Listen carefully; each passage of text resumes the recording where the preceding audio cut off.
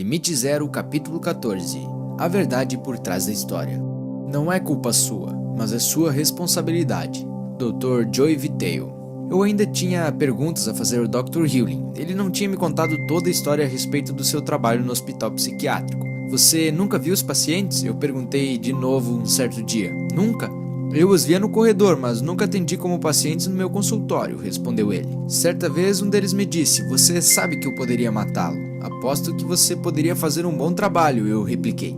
O Dr. Hewling prosseguiu dizendo, quando comecei a trabalhar com os criminosos com problemas mentais no hospital estadual, tínhamos 3 ou 4 ataques importantes por dia entre os pacientes. Naquela época havia mais ou menos 30 pacientes na ala. As pessoas eram algemadas, colocadas no isolamento ou ficavam restritas à ala. Os médicos e as enfermeiras andavam pelos corredores de costas para a parede com medo de serem atacados. Depois de alguns meses de limpeza, testemunhamos uma mudança completa para melhor. As algemas e o isolamento foram eliminados e as pessoas tiveram permissão para sair e fazer coisas como trabalhar e praticar esporte. Mas o que ele fez exatamente para iniciar essa transformação? Eu precisei assumir uma completa responsabilidade dentro de mim por ter tornado os problemas concretos fora de mim, disse ele. Tive que purificar os meus pensamentos tóxicos e substituí-los por amor. Não havia nada errado com os pacientes, os erros estavam em mim. Como explicou o Dr. Hewling, nem os pacientes nem mesmo a ala sentiam amor. Assim, ele amava tudo. Eu olhava para as paredes e percebia que elas precisavam ser pintadas, me disse ele. Mas a nova tinta não aderia, descascava imediatamente. Eu então disse às paredes que as amava. Um dia, alguém decidiu pintá-las e dessa vez a tinta aderiu. Esse comentário me pareceu no mínimo esquisito, mas eu estava me acostumando às coisas que ele dizia. Finalmente, fiz a pergunta que mais estivera me incomodando. Todos os pacientes foram liberados? 2 deles nunca foram, respondeu o Dr. Hewling. Foram transferidos para outro lugar. De resto, a ala inteira ficou curada. Ele então acrescentou algo que verdadeiramente me ajudou a compreender o poder do que ele fizera. Se você quiser saber como eram as coisas durante aqueles anos, escreva para Omaka Okala Hamaguchi. Ele trabalhou como assistente social no período que eu estive lá. Segui o conselho dele. Ela escreveu o seguinte para mim.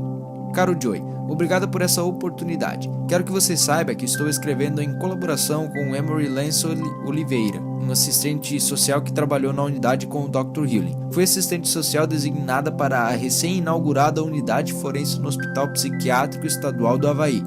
Essa unidade se chamava Closed Intensive Security Unit. Ela abrigava pacientes detentos que frequentemente haviam cometido delitos graves e monstruosos, como assassinato, estupro, agressão, assalto, assédio e combinações desses delitos, e também tinham sido diagnosticados com graves distúrbios mentais ou com possibilidade de tê-los.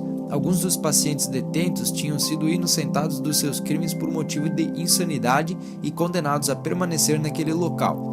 Outros eram completamente psicóticos e necessitavam de tratamento, e outros ainda estavam lá para serem examinados e avaliados para que fosse determinada a sua aptidão para prosseguir, ou seja, se eram capazes de compreender as acusações feitas contra eles e participar da própria defesa. Alguns eram esquizofrênicos, outros sofrendo distúrbio bipolar e outros eram mentalmente retardados, ao passo que outros haviam sido diagnosticados como psicopatas e sociopatas.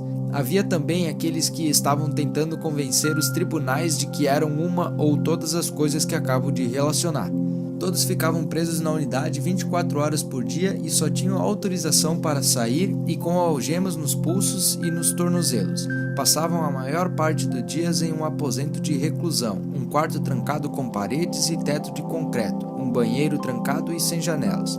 Muitos estavam intensamente medicados. As atividades eram poucas e esparsas. Os incidentes eram ocorrências esperadas. Pacientes atacando a equipe, pacientes atacando outros pacientes, pacientes atacando a si mesmos, pacientes tentando fugir. Os incidentes com a equipe também representavam um problema. A equipe manipulando os pacientes, problemas com drogas, licença médica e seguro de acidentes no trabalho, conflitos entre os membros da equipe, uma eterna rotatividade nos cargos de psicólogo, psiquiatra e administrador, problemas hidráulicos e elétricos, etc, etc, etc. O lugar era movimentado, explosivo, deprimente e incivilizado. Nem mesmo as plantas cresciam ali. E mesmo quando o setor foi transferido para uma nova unidade recém-reformada, muito mais segura e com uma área de recreação cercada, ninguém esperava que alguma coisa fosse realmente mudar. Assim, quando outro daqueles psicólogos apareceu, todos partimos do princípio de que ele tentaria agitar as coisas e implementar programas avançadíssimos, e em seguida partiria quase tão rápido quanto chegava. Todos já havíamos visto esse filme. Entretanto, dessa vez, quem chegou foi o Dr. Hewlin, que além de ser uma pessoa bastante cordial, dava a impressão de não fazer quase nada. Ele não fazia avaliações ou diagnósticos, não oferecia nenhuma terapia e não aplicava testes psicológicos. Frequentemente chegava tarde, não comparecia às conferências sobre casos e tampouco participava do registro de informações obrigatório. Em vez disso, ele praticava um processo esquisito de Ho'oponopono da identidade própria, que tinha alguma coisa a ver com assumir completamente a responsabilidade por si mesmo, olhar somente para si mesmo e permitir a remoção das energias negativas e indesejadas de dentro de si mesmo. Vejam só, o mais estranho de tudo era o fato de que esse psicólogo parecia sempre à vontade e dava até mesmo a impressão de estar realmente se distraindo. Ele ria muito, divertia-se com os pacientes e com a equipe, e parecia genuinamente gostar do que fazia. Ao mesmo tempo, todo mundo parecia amá-lo e apreciá-lo, mesmo parecendo que ele não trabalhava muito. E as coisas começaram a mudar. As celas de reclusão começaram a esvaziar, os pacientes estavam se tornando responsáveis pelas suas próprias necessidades e assuntos, também começaram a participar do planejamento e a implementar programas e projetos para si mesmos. Os níveis de medicação também estavam caindo e os pacientes começaram a ter permissão para deixar a unidade sem estar algemados. A unidade adquiriu vida, ficou mais calma, mais leve, mais segura, mais ativa, mais divertida e mais produtiva. As plantas começaram a crescer. Os problemas hidráulicos se tornaram quase inexistentes. Os incidentes de violência na unidade passaram a ser raros e a equipe pareceu mais harmoniosa, relaxada e entusiasmada. Em vez de problemas com a licença de saúde e a falta de pessoal, o excesso de pessoal e a perda de cargos se tornaram agora uma preocupação. Duas situações específicas exerceram em mim um impacto memorável. Havia um paciente que sofria gravemente de delírio e paranoia, tinha um histórico de violência, havia ferido com gravidade várias pessoas tanto no hospital quanto em público, do lado de fora, e havia sido internado diversas vezes em hospitais. Ele foi enviado dessa vez para o hospital psiquiátrico do Dr. Hewlin por ter cometido um crime. Eu morria de medo dele. O cabelo na minha nuca ficava em pé sempre que ele estava por perto. Foi então que, para minha grande surpresa, 1 ou 2 anos depois de o Dr. Hewlin ter aparecido, dei com ele caminhando na minha direção, escoltado sem algemas, e não senti nenhum arrepio na nuca. Eu me senti como se estivesse apenas observando, sem fazer nenhum julgamento. Até mesmo quando passamos um pelo outro com o nosso ombro quase se tocando. A minha reação habitual de estar pronta para correr não se manifestou. Na realidade, reparei que ele parecia calmo. Eu não estava mais trabalhando na unidade naquela ocasião, mas eu tinha que descobrir o que havia acontecido. Soube que ele já estava fora da cela de reclusão e sem usar algemas havia algum tempo, e a única explicação era que alguns dos membros da equipe estavam praticando o Ho'oponopono que o Dr. Hewlin compartilhara com eles. A outra situação teve lugar enquanto eu estava assistindo ao noticiário na televisão. Eu tinha tirado um dia de folga para cuidar da minha saúde mental, ficando afastado do trabalho e relaxando. O comparecimento ao tribunal de um paciente do hospital psiquiátrico que havia molestado e assassinado uma menina de 3 ou 4 anos de idade apareceu nas notícias.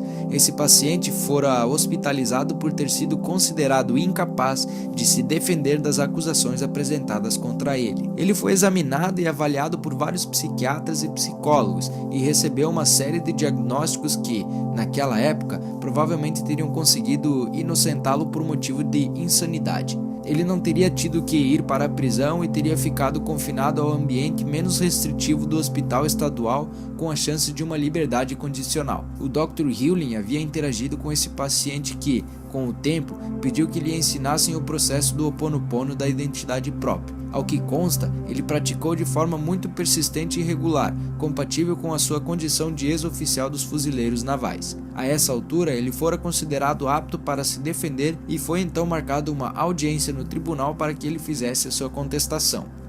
Embora quase todos os outros prisioneiros e os seus advogados houvessem optado por se declarar inocentes por motivo de insanidade, e provavelmente sempre o fariam, não foi o que esse paciente fez. Na véspera do dia em que estava marcado seu comparecimento ao tribunal, ele dispensou o advogado.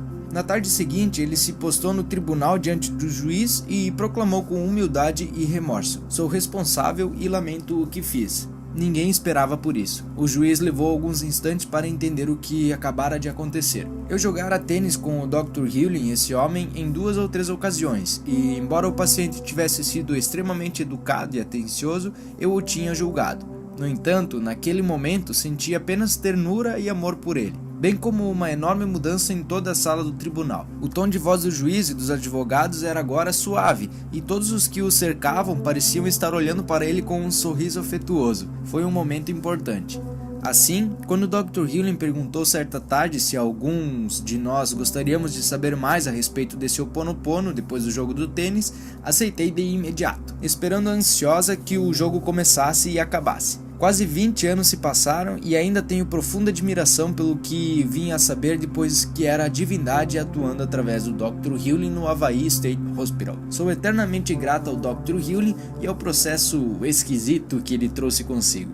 A propósito, caso você esteja querendo saber, esse paciente foi considerado simplesmente culpado, sem nenhum atenuante devido a uma possível doença mental, tendo sido de certa maneira recompensado pelo juiz, que atendeu ao seu pedido de cumprir a pena em uma penitenciária federal no seu estado natal, onde poderia ficar perto da esposa e dos filhos. Além disso, embora quase 20 anos tenham se passado, recebi um telefonema esta manhã da antiga secretária da unidade que queria saber se o Dr. Hewlin estaria disponível em um futuro próximo para se reunir com alguns membros da antiga equipe, cuja maioria está aposentada. Vamos nos reunir com eles daqui a algumas semanas. Quem sabe o que poderá acontecer? Ficarei com as antenas ligadas para captar novas histórias. Paz, O.H. Aí está. O Dr. Hewlin havia de fato realizado um milagre no hospital. Ao praticar o amor e o perdão, ele transformou as pessoas incorrigíveis e, de muitas maneiras, consideradas a escória da sociedade. Esse é o poder do amor. É claro que eu queria saber ainda mais. Quando eu estava completando a primeira versão preliminar deste livro, eu a enviei para o Dr. Hewlin para que a revisasse. Eu queria que ele verificasse se ela estava precisa. Também desejava que ele preenchesse quaisquer buracos na história a respeito dos anos que passou naquele hospital psiquiátrico. Cerca de uma semana depois de receber o original, ele me enviou o seguinte e-mail: Ao Aqua, essa é uma nota confidencial apenas para os seus olhos. Eu a escrevo depois de ler a versão preliminar de Zero Limit. Tenho outros comentários a fazer sobre essa versão, mas eu os deixarei para futuros e-mails. Está concluído, declarou Morna sem ser enfática. O que está concluído? Eu perguntei. O seu trabalho no Hawaii State Hospital está concluído. Embora eu sentisse o caráter final do seu comentário naquele dia de verão de julho de 1987, eu retruquei. Tenho que dar a eles 2 semanas de aviso prévio. É claro que isso não aconteceu. Nunca foi sugerido que eu fizesse isso. E ninguém no hospital mencionou essa possibilidade. Não voltei ao hospital, nem mesmo quando fui convidado à minha festa de despedida. Os meus amigos fizeram a festa sem mim. Os presentes de despedida foram enviados para o escritório da Foundation of Fire no dia seguinte da festa. Adorei minha permanência no Hawaii State Hospital, na unidade forense. Adorei as pessoas da ala. Em algum momento, não sei exatamente qual, deixei de ser o psicólogo da equipe e passei a ser um membro da família. Vivi em estreito contato com a equipe, os pacientes, as regras, as políticas, as panelinhas e as forças visíveis e invisíveis na ala durante 3 anos, 20 horas por semana. Eu estava lá quando as celas de reclusão, as algemas, a medicação e outras formas de controle eram modos de operação regulares e aceitáveis. Eu estava lá quando o uso das celas de reclusão e de algemas simplesmente se evaporaram em algum momento. Quando? Ninguém sabe. A violência física e verbal também se evaporou quase completamente. A redução no uso de medicamentos ocorreu por si só. Em algum momento, sabe-se lá quando, os pacientes passaram a deixar a unidade para atividades de recreação e de trabalho sem grilhões de metal e sem necessitar da autorização médica. A mudança na ala de um lugar desequilibrado e tenso para um local tranquilo ocorreu de forma simples e sem esforço consciente. A mudança da ala de um lugar que tinha uma carência de pessoal crônica para um local com excesso de funcionários simplesmente aconteceu. Desejo deixar claro que eu era um membro próximo e ativo da família na ala e não um espectador. De fato, eu não oferecia terapia. Eu não aplicava testes psicológicos, não comparecia às reuniões da equipe sobre os pacientes. No entanto, eu estava intimamente envolvido com o funcionamento da ala. Eu estava presente quando surgiu o primeiro projeto de trabalho dentro da ala, assar biscoitos para vender para fora. Eu estava presente quando apareceu a primeira atividade fora da ala, lavar carros. Eu estava presente quando o primeiro programa de recreação fora da ala teve início. Não deixei de executar as funções habituais do psicólogo da equipe por sentir que eram inúteis. Eu simplesmente o fiz por motivos desconhecidos. Entretanto, eu percorria a ala e participava da preparação dos biscoitos, do jogging e das partidas de tênis fora da ala. Porém, mais do que tudo, eu fazia minha limpeza antes, durante e depois de cada visita à ala, todas as semanas, durante 3 anos. Eu purificava tudo o que estivesse acontecendo em mim relacionado com a ala todas as manhãs e todas as noites, e também quando qualquer coisa a respeito da ala me vinha à cabeça. Obrigado, eu te amo. Paz do eu e Haleakala. Adorei esse esclarecimento adicional. Ao mesmo tempo que revelou humildade da parte do Dr. Hewlin, também ajudou a explicar o que ele fez e o que não fez enquanto estava a serviço do hospital. Escrevi para ele e pedi a sua permissão para incluir neste livro o e-mail que ele me enviou, para que eu pudesse compartilhá-lo com os leitores. Ele respondeu com uma única palavra, a que eu esperava que ele escrevesse. Sim, o meu aprendizado com esse homem incrível ainda não terminou. Decidimos que começaríamos a oferecer seminários juntos e, é claro, que seríamos coautores desse livro. Mas pelo menos agora eu tinha a história completa a respeito de como ele ajudou a curar uma ala inteira de criminosos que sofriam de doenças mentais. Ele fez isso como faz tudo mais, trabalhando em si mesmo. Ele trabalha em si mesmo com 3 palavras simples: eu te amo. É claro que você e eu podemos realizar o mesmo processo. Se eu precisasse resumir em breves etapas um método modernizado da identidade própria por meio do Ho Oponopono que o Dr. Hewlin ensina, o resultado talvez fosse algo assim. Número 1. Fazer uma limpeza contínua. Número 2. Atingir em função de ideias e oportunidades que surgem no nosso caminho. Número 3. Fazer uma limpeza contínua. É isso aí. Esse talvez seja o caminho mais curto para o sucesso jamais criado. Talvez esse seja o caminho de menor resistência. Talvez esse seja o caminho mais direto para o estado zero. E tudo começa e termina com uma frase mágica: eu te amo. Essa é a maneira de penetrar a zona de limite zero. E sim, eu te amo.